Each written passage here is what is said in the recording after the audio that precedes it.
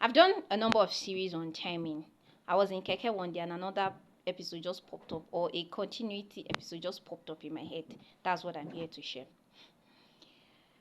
Life, you journey, and it's not easy. You see your peers, sometimes they're ahead of you, and it can be excruciating, it can be demoralizing, especially when it looks like they are way, way past you, and you are just there. So, what happened in the Keke? That day, I was heading towards a particular destination, more like the last bus stop. So this woman too was headed to that last bus stop. However, she had to make a stop in between. And of course, she cannot delay us, so she had to get down. So as she was going to come down, it just occurred to me that, okay, she's still going to go to her last destination, because I could hear from her conversation or over the phone and all of that.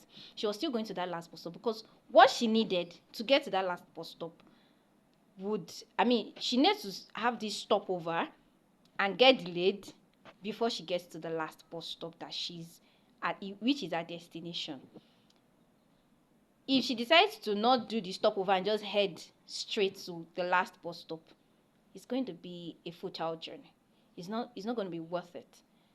But that stopover, that delay was needed for our full for our destination or our last bus stop to be worthwhile and to be fruitful and to be purposeful. Because I just had a conversation.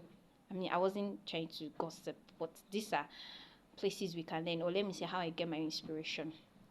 What am I trying to say in short? That's how life is. Me and the woman, we entered the keke at the same bus stop. We were supposed to go to the same destination together. But our own heading to the destination would be incomplete. It won't make sense. Let me just put it like that. If she did not have that delay or that stopover. Because what she needed to get at that stopover is the whole result or the whole essence of why she's even going to that destination in the first instance. So you feel like you are being kept in a dark room, but God is saying to you that that dark room is where you need to be equipped for that mother you want to become.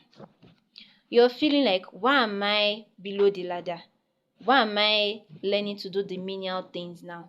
That menial things are the things you need to be equipped with, so that when you get to that managerial post, your head will be held up high.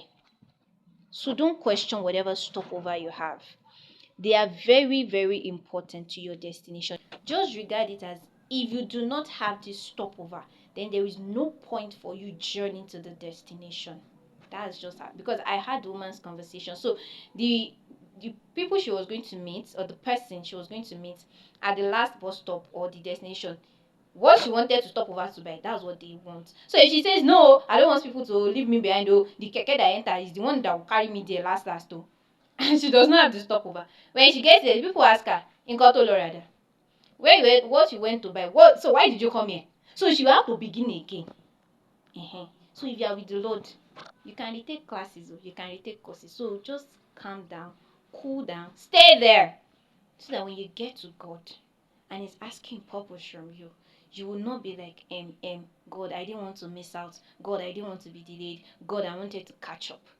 Are you the owner of the time? So let God do His job. I know, I started from the point of it can be demoralizing, but just stay there. Whatever it is equipping you with, they are the things you need to make your destination worthwhile, to make your destination tangible, to make it valuable, to make it worthy, to make it heavy, to make it glorious, like, oh, you're welcome indeed. To make it welcoming, so that when you get to your destination, you will be truly welcomed. In summary, do not make the journey longer. You can retake classes. So if the woman gets there and she said, oh, I didn't want to be left behind, that's why I didn't buy it, she will go back again. Now, you imagine which delay would be longer. If she had just stayed, have the stopover, JJ, buy what she wants to buy, and get to the place and receive a welcoming, a beautiful welcoming, other than now going back and saying, because I didn't want to be, they will send her back definitely, or they will feel she's unfit and just remove her altogether, or they send her back. Now she would, number one, not even receive a a warm welcome. She would have to go back and retake, and now be more delayed.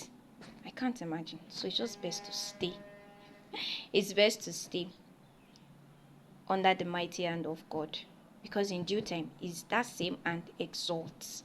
I'm trying to recall a scripture in Lamentations, and that says it's good to bear the yoke of burden at a youthful age or something. But I know it's Lamentations 3 that talks about the Lord's compassion faileth not, and his mercies they are new every morning. So God does not, you won't stay in that stopover for a long time or forever, because you have a destination and they are waiting for you at that destination. So don't feel like, oh, I'm going to be stuck here forever. No, it might take a long while, but you won't be stuck there forever, because what you are getting is needed for you at that destination. I hope this strengthens your heart in that period of waiting and stopover.